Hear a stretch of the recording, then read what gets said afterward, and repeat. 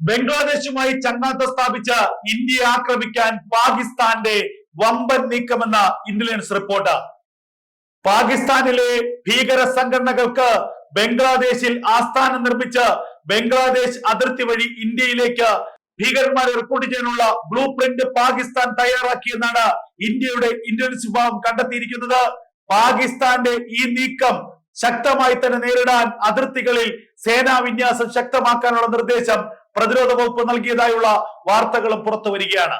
India Bangladesh അതിർത്തിയിൽ സംഘർഷാവസ്ഥ ഉണ്ടായ സാഹചര്യത്തിലാണ് ഇതുവഴി, അതായത് ബംഗ്ലാദേശ് അതിർത്തി വഴി ഇന്ത്യയിലേക്ക് വൻതോതിൽ തീവ്രവാദികളെ നുഴഞ്ഞു കയറ്റാൻ പാകിസ്ഥാൻ വലിയ പദ്ധതി തയ്യാറാക്കിയത്. ഇത് സംബന്ധിച്ച വളരെ നിർണായകമായ വിവരങ്ങളാണ് ഇന്ത്യയുടെ ഇന്റലിജൻസ് വിഭാഗത്തിന് ലഭിച്ചിരിക്കുന്നത്. നേരത്തെ ഓപ്പറേഷൻ സിന്ദൂറിന് പിന്നാലെ ഇന്ത്യ പാകിസ്ഥാൻ അതിർത്തിയിൽ ശക്തമായ പെട്രോളിങ്ങും നിരീക്ഷണവും ഏർപ്പെടുത്തിയിരുന്നു. അതിനുശേഷം പാക് അതിർത്തിയിലൂടെ ഇന്ത്യയിലേക്കുള്ള നുഴഞ്ഞുകയറ്റം അസാധ്യമാകുന്ന തരത്തിലുള്ള സുരക്ഷയാണ് ഇന്ത്യൻ അതിർത്തിയിൽ വിന്യസിച്ചത്. ഇത് പാകിസ്ഥാന്റെ നുഴഞ്ഞുകയറ്റ ശ്രമങ്ങളെ പൂർണ്ണമായും തന്നെ ഇല്ലാതാക്കി. ഇതിനുശേഷമാണ് ബംഗ്ലാദേശുമായി പതിയെ പതിയെ പാകിസ്ഥാൻ ചങ്ങാത്തം സ്ഥാപിക്കുന്നത്.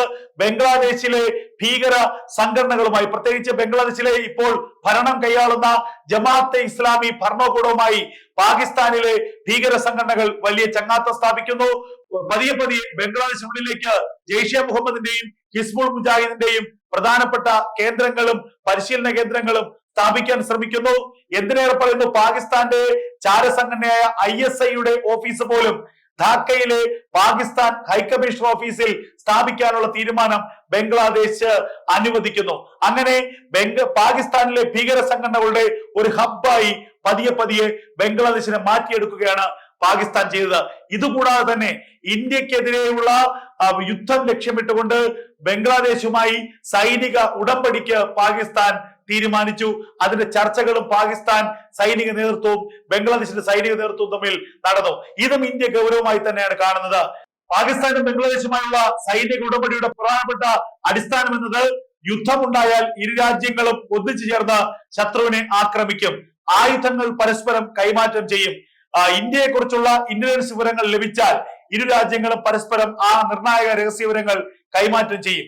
അങ്ങനെ ആയുധ കാര്യത്തിലും സായുധ കാര്യത്തിലും പരസ്പരം സഹകരണം ലക്ഷ്യമിട്ടുകൊണ്ടുള്ളതാണ് പാകിസ്ഥാനും ബംഗ്ലാദേശും തമ്മിലുള്ള ഉടമ്പടി കരാർ, സൈനിക പ്രതിരോധ ഉടമ്പടി കരാർ. എന്നാൽ ഇത് ഒപ്പുവെച്ചിട്ടില്ല എന്നുള്ളതാണ് ലഭിക്കുന്ന ഏറ്റവും പ്രധാനപ്പെട്ട വിവരം. ഇരു രാജ്യങ്ങളും ഈ സൈനിക ഉടമ്പടികൾ സംബന്ധിച്ച് ചില ധാരണകൾ ഉണ്ടാക്കി എന്നുള്ളത് മാത്രമാണ് ഇപ്പോൾ പുറത്തു വരുന്നത്. അതേസമയം ബംഗ്ലാദേശിന് ഇത് വലിയ തിരിച്ചടിയുടെ കാര്യമായി മാറുമെന്നാണ് ബംഗ്ലാദേശിലെ പ്രതിപക്ഷം തന്നെ ഇപ്പോൾ വ്യക്തമാക്കുന്നത്. അത് മാത്രവുമല്ല, മുഹമ്മദ് യൂനിസ് എന്ന നേതാവിന് ബംഗ്ലാദേശിന്റെ ഭരണം അധികകാലം മുന്നോട്ട് കൊണ്ടുപോകാൻ കഴിയില്ല. 2026 ഫെബ്രുവരിയിൽ പൊതുതെരഞ്ഞെടുപ്പ് വരികയാണ്. ആ പൊതുതെരഞ്ഞെടുപ്പിൽ പുതിയൊരു രാഷ്ട്രീയ പാർട്ടി ബംഗ്ലാദേശിൽ ഭരണത്തിൽ വരും. ആ രാഷ്ട്രീയ പാർട്ടിക്ക് ഒരിക്കലും ഇന്ത്യയുമായി ഇത്തരത്തിൽ വിഘടിച്ചു നിൽക്കാനോ ഇന്ത്യയുമായി എതിർത്ത് മുന്നോട്ട് പോകാനോ കഴിയില്ല. കാരണം ഏറ്റവും ശക്തനായ ഒരു അയൽ രാജ്യമാണ് ഇന്ത്യ. ആ അയൽ രാജ്യത്തിനെ എതിർത്തുകൊണ്ട് പാകിസ്ഥാനെ പോലെ തകർന്നടിഞ്ഞ് തരിപ്പണമാകാൻ പോകുന്ന ഒരു രാജ്യത്തിന്റെ പിന്തുണ ഉള്ളത് കൊണ്ട് തന്നെ ബംഗ്ലാദേശിന് മുന്നോട്ട് പോകാൻ കഴിയില്ല. അതുകൊണ്ട് തന്നെ ഏത് രാഷ്ട്രീയ പാർട്ടി ബംഗ്ലാദേശിൽ അധികാരത്തിൽ വന്നാലും അവർ ഇന്ത്യയുമായി ഒരു സഹകരണത്തിന് മാത്രമേ ശ്രമിക്കുകയുള്ളൂ. ഇത് വ്യക്തമായി തന്നെ ബംഗ്ലാദേശിലെ രാഷ്ട്രീയ പാർട്ടികൾക്കറിയാം. അതുകൊണ്ട് തന്നെ ഇപ്പോൾ പാകിസ്ഥാന്റെ പ്രലോഭനത്തിന്റെ ഭാഗമായി നടത്തുന്ന ഈ കാര്യങ്ങൾ അധികകാലം മുന്നോട്ട് കൊണ്ടുപോകാൻ കഴിയില്ല എന്നും, പാകിസ്ഥാന്റെ പ്രലോഭനത്തിൽ വീണാൽ അത് ബംഗ്ലാദേശിന് ജീവിതത്തിലേക്കുള്ള ഏറ്റവും വലിയ തിരിച്ചടിയാകുമെന്നും, ബംഗ്ലാദേശിന്റെ ഭാവി തന്നെ ഇരുട്ടിലാക്കപ്പെടുമെന്നും ബംഗ്ലാദേശിലെ വലിയൊരു വിഭാഗം ഇപ്പോൾ വ്യക്തമാക്കുന്നു. എന്തായാലും ഇന്ത്യക്കെതിരെ യുദ്ധം ചെയ്യാനും ഇന്ത്യയിലേക്ക് ഭീകരന്മാരെ കടത്തിവിടാനും ഇന്ത്യയെ ഇല്ലാതാക്കാനുമുള്ള ശ്രമങ്ങളാണ് പാകിസ്ഥാൻ ബംഗ്ലാദേശിലൂടെ ചെയ്തുകൊണ്ടിരിക്കുന്നത്. ബംഗ്ലാദേശിനെ കൂടി കൂട്ടുപിടിച്ച് ഇന്ത്യ ആക്രമിക്കാനുള്ള പാകിസ്ഥാന്റെ വമ്പൻ പദ്ധതി, ആ പദ്ധതി മണത്തറിഞ്ഞിരിക്കുന്നു ഇന്ത്യയുടെ രഹസ്യാന്വേഷണ വിഭാഗം.